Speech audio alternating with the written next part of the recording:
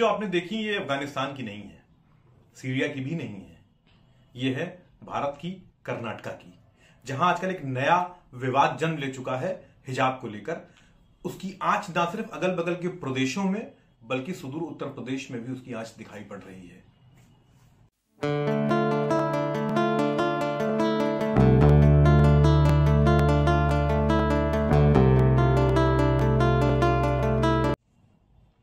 नमस्कार, मैं मनीष हिंदवी। कर्नाटक में उपजे इस हिजाब विवाद पर बात करते हैं। उसके पहले समझ लेते हैं कि पूरा विवाद है क्या। इस पूरे विवाद की शुरुआत हुई 31 दिसंबर 2021 से, जब government pre university college Udupi की 6 लड़कियों ने यह कहते हुए प्रोटेस्ट शुरू किया कि उन्हें हिजाब पहनकर क्लास नहीं करने दिया जा रहा है। यहां आपकी जानकारी के लिए बता दूं कि उडुपी के इस कॉलेज की जो डेवलपमेंट कमेटी है, उसके हेड वहां के local BJP MLA Raghupati Bhatt ji हैं। ये बात आगे काम आएगी समझने के लिए इस पूरे विवाद को। बात लोकल लेवल पर सुलझाई नहीं गई और धीरे धीरे बढ़ती गई। लड़कियों ने ह्यूमन राइट कमीशन में शिकायत भी की और एक रिट पिटीशन भी किया है, जिसको आज बड़ी बेंच को रेफर कर दिया गया है। इस घटना के बाद government pre university college Kundapur के लड़कों ने लोकल हिंदूवादी संगठनों के भड़काने पर भगवा शॉल पहनकर कॉलेज जाना शुरू कर दिया, ये कहते हुए कि अगर मुस्लिम लड़कियां हिजाब पहनकर आएंगी तो हम ये शॉल पहनकर आएंगे। यह अलग बात है कि कॉलेज ने दोनों को मना किया कि ना वो आएंगे कॉलेज में ना ये आएंगे, लेकिन ये बात धीरे धीरे बढ़ने लगी और फैलने लगी। दोनों साइड एक दूसरे पर इल्जाम लगाने लगे। हिंदूवादी संगठन कह रहे हैं कि कैंपस फ्रंट ऑफ इंडिया इसमें इन्वॉल्व हो गया है मुस्लिम लड़कियों की तरफ से और वो उन्हें भड़का रहा है।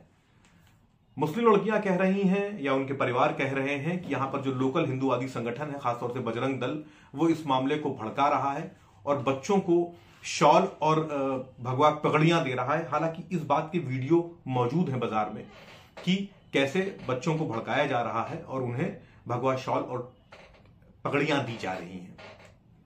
इस पूरे विवाद में एक तीसरा मोड़ भी आया।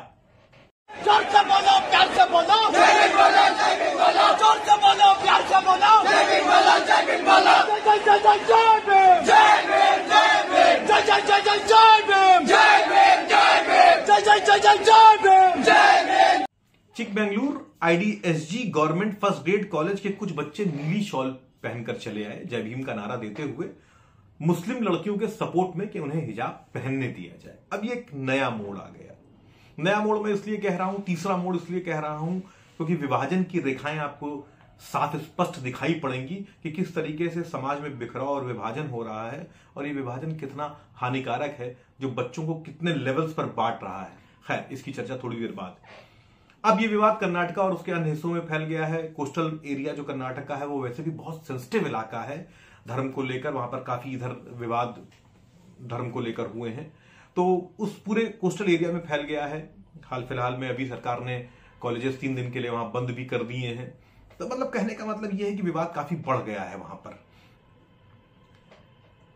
अब हम सारे पक्षों की बात सुने और जो महत्वपूर्ण चर्चा करनी है उसके पहले इतनी देर से जिस विवाद पर हम बात कर रहे हैं हिजाब पर, उसको थोड़ा समझ लेते हैं कि आखिर जो सर ढकना हिजाब है या हेड स्कार्फ, इतिहास क्या है इसका, कहां से ये बात शुरू हुई। तो जो पहला रिटन कानून दिखता है 13वीं शताब्दी ईसा पूर्व एसीरियन टेक्स्ट में, एसीरिया मतलब जो आज का इराक है, वहां पर औरतों, बच्चियों और विधवाओं को लाज की वजह से, मॉडेस्टी की वजह से सर ढकने की पहला लिखित कानून दिखता है वहां से। हेड स्कार्फ धीरे धीरे, मतलब जो सर ढकने की बात थी, धीरे धीरे पॉपुलराइज होने लगा वहां से। हिजाब की बात करें तो अरबिक में इसका मतलब है पर्दा। इस्लाम में इसका जो मायने है थोड़ा और व्यापक है। ये लाज का नियम है मॉडेस्टी के लिए। क्रमशः धीरे धीरे जैसे जैसे समय बीतता गया वैसे हिजाब को सीमित कर दिया गया सर ढकने तक। वैसे इसका जो सटीक शब्द है वो है खिमार, बाल, कान और गर्दन को ढकना। खैर, तो हम लोग बात कर रहे थे कि जैसे जैसे जो अर्ली क्रिश्चियनिटी थी या जूस थे, जहां पर वो जो रूढ़िवादी परंपराएं जहां पर थीं, ऑर्थोडॉक्स जिसे कहते हैं, वहां पर सर ढकने की शुरुआत हो चुकी थी। जैसे जो कैथोलिक नन्स हैं वो पूरा एक हिजाब क्या, वो पूरा अपने आप को व्हील में कवर करती हैं, मतलब चेहरे को छोड़कर बाकी हिस्सा सर का अपना वो कवर रखती हैं। ये इसी तरीके से जो ऑर्थोडॉक्स जूइश वुमेन है वो भी अपने आप को कवर करती हैं। टिशैल उसका सही शब्द है, जूइश वुमेन वाला। इस्लाम में कुरान की आयतें अगर देखते हैं तो मॉडेस्टी की बात करती हैं, और मगर उसको इंटरप्रेट अलग अलग विद्वान अलग अलग तरीके से करते हैं। कुछ कहते हैं कि वहां सर ढकने को ऑब्लिगेटरी यानी जरूरी कर दिया गया है, कुछ कहते हैं कि नहीं वो चॉइस का मसला है। इस पर विद्वानों में एकमतता नहीं है। चूंकि मैं उस क्षेत्र का बहुत अच्छा विद्वान नहीं हूं तो मैं उस पर टिप्पणी नहीं करूंगा। पॉलिटिकल सिस्टम, भौगोलिक जो कारक रहे, और इथनिसिटी यानी जातीयता ने भी बहुत रोल प्ले किया है कि कहां सर ढका जाए कहां ना ढका जाए। अगर आप देखेंगे तो हिजाब भी एक टूल फॉर रेजिस्टेंस यानी क्रांति का एक अस्त्र या औजार बन के सामने आता रहा है। जैसे जो ब्लैक पैंथर पार्टी थी यूएस सिविल राइट्स मूवमेंट में, उसने ब्लैक लेदर जैकेट्स को अपना एक टूल बनाया था। जैसे चे गुवेरा के जो क्यूबन रेवोल्यूशन था उसमें बेरेट को पॉपुलराइज किया था, उसको भी क्रांति के टूल के रूप में वो टोपी पॉपुलराइज हुई थी।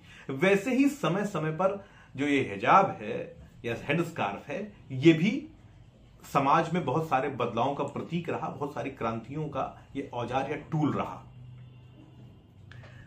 समय समय पर अलग अलग कानून भी बने इसको लेकर। जैसे 1786 लुसियाना में जो एक टिग्नॉन लॉज बने, उन्होंने जो अश्वेत और मिश्रित रक्त के महिलाएं थी उनके लिए कंपलसरी कर दिया कि वो अपने सर को ढकेंगी।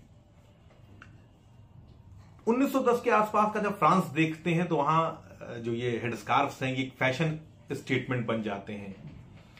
एक बहुत मशहूर फैशन हाउस है फ्रांस में, हर्मीज। 1937 में वो एक बड़े स्टाइलिश हेड स्कार्फ्स की शुरुआत करते हैं। काफी रोल रहा है उनका उसको पॉपुलराइज करने में।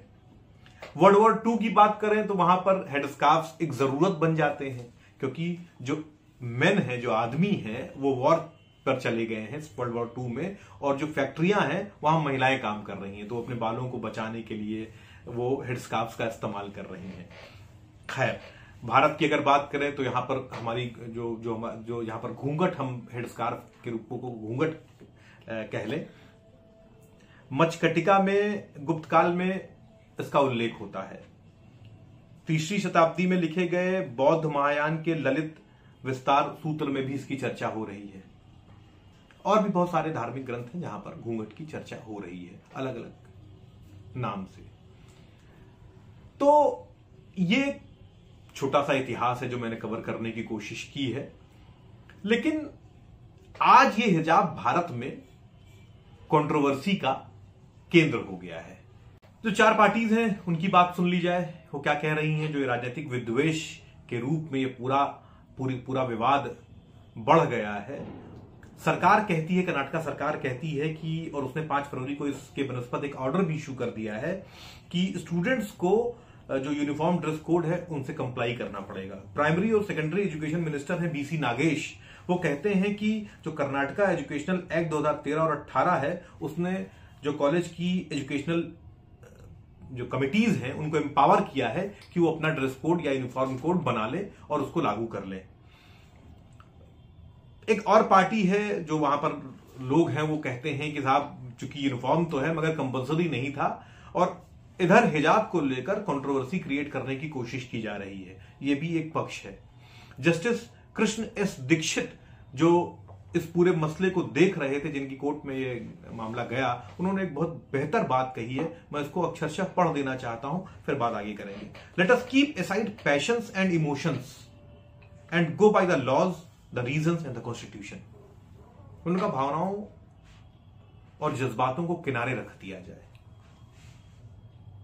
तर्क के आधार पर, रीजनिंग के आधार पर, नियम के आधार पर, कानून के आधार पर और संविधान के आधार पर कोई फैसला लिया जाए।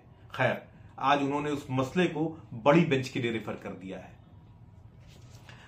कोर्ट कोई भी फैसला करे वो हम सबको मंजूर होना चाहिए, और मुझे पूरा भरोसा है कि कोर्ट कोई बेहतर फैसला ही करेगी। हालांकि ये दुर्भाग्यपूर्ण है कि जो मसला एक तो ये मसला होना ही नहीं चाहिए था, लेकिन अगर हो गया था तो उसको लोकल लेवल पर बैठ के सुलझा लेना चाहिए था, मगर इसे जानबूझकर बढ़ने दिया गया। सवाल बहुत गंभीर है। सवाल यह है कि क्या कॉलेजेस में, स्कूल्स में रिलीजियस साइंस वाली चीजों को अलाउ करना चाहिए, फिर वो चाहे हिजाब हो, चाहे कलावा हो, चाहे टीका हो, रुद्राक्ष की माला हो, कुछ भी, एनीथिंग, कड़ा हो, क्या उन्हें अलाउ किया जाना चाहिए? क्या सख्ती से ड्रेस या यूनिफॉर्म कोड का पालन किया जाना चाहिए? ये सवाल है जो उठते हैं। क्या इस पूरे विवाद में जिस हिसाब से बच्चों का इस्तेमाल किया गया, क्या वो ठीक था? मैं इस बात को पूरी तरीके से मानता हूं कि स्कूल्स और कॉलेजेस में रिलीजियस साइंस वाली चीजों को अलाउ नहीं किया जाना चाहिए। उसके लिए एक सख्त नियम बनना चाहिए, लेकिन फिर नियम एक समान हो और सबके लिए हो। वो किसी एक पर जबरिया थोपा नहीं जा सकता है। दूसरी और महत्वपूर्ण बात यह है कि इस पूरे विवाद को अगर आप ध्यान से देखेंगे तो आप देखेंगे कि इस ड्रेस कोड की बात, यूनिफॉर्म कोड की बात शुरू में, सेशन की शुरुआत में नहीं की जा रही है, अचानक से बीच में की जा रही है, जो इस पूरी सोच पर प्रश्न चिन्ह लगा रही है कि कहीं ना कहीं आपकी सोच में खोट था, तब आपने सेशन शुरू होने के 4 महीने बाद इस बात की शुरुआत की। इस सारे मसले का जो सबसे खराब पहलू है, अगर मैं जितने वीडियोस मैंने यहां पर आप लोगों को दिखाए हैं, कि कैसे बच्चों के बीच में बच्चों का इस्तेमाल किया जा रहा है इस पूरे मसले को बढ़ाने के लिए। उनके बीच में विभाजन रेखाएं खींची जा रही हैं, वो ये नफरत, ये कटुता उनके अंदर भरी जा रही है। वो अपने दोस्तों के जिनके साथ पढ़ते हैं उनके दुश्मन हुए जा रहे हैं। आज कोर्ट कोई फैसला दे देगा, कल को आप कोई ना कोई रास्ता निकाल लेंगे, लेकिन ये जो नफरत के बीज आपने बो दिए हैं इस बाल मन पर, जो नफरत की लकीर खींच दी है, ये आपको लगता है यही खत्म हो जाएगी? कतई नहीं। मैं तो एक स्टार लगाकर एक बात और कहता हूं, सोशल मीडिया के इस युग में तुष्टीकरण एक जगह करिए, उसका प्रभाव हर जगह दिखाई पड़ता है। 5 राज्यों में चुनाव हो रहे हैं, तो क्या ये तुष्टीकरण इन 5 राज्यों के चुनाव की वजह से तो नहीं हो रहा है? और 10 मार्च को रिजल्ट आने के बाद यह विवाद अपने आप खत्म हो जाएगा। लेकिन ये विवाद तो खत्म कर देंगे आप, लेकिन इस 3 महीनों के दरमियान जो ये गहरी लकीर खींच दी आपने बच्चों के बीच में, उनका इस्तेमाल करके वो न जाने कितने सालों तक वो कटता रहेगी। मेरा कुल मिलाकर कहने का मतलब यह है कि अभी सुल्ली और बुल्ली डील्स में हमने देखा कि कैसे ये जो नफरत हम बोते हैं इसका असर हमारे बच्चों पर कितना होता है। उसमें जितने बच्चे पकड़े गए हैं सब 18 से 22-24 साल के हैं, वो हमारे बच्चे हैं। वो इसी नफरत का परिणाम है, इसी तुष्टीकरण का परिणाम है कि हमारे बच्चों में वो पूर्वाग्रह, वो नफरत घर कर गई है और वो अपना अच्छा बुरा नहीं सोच पा रहे हैं। समय है जागने के, सिविल सोसाइटी के जागने के, लोगों हमारे आके खड़े होने का, और समय है कि हम इस तरह की बातों को रोकने के लिए खड़े हों और सख्ती से अपना पैर वहां जमा दें कि नहीं, बस बहुत हुआ विभाजन, बहुत हुआ तुष्टीकरण। जय हिंद, जय भारत, नमस्कार।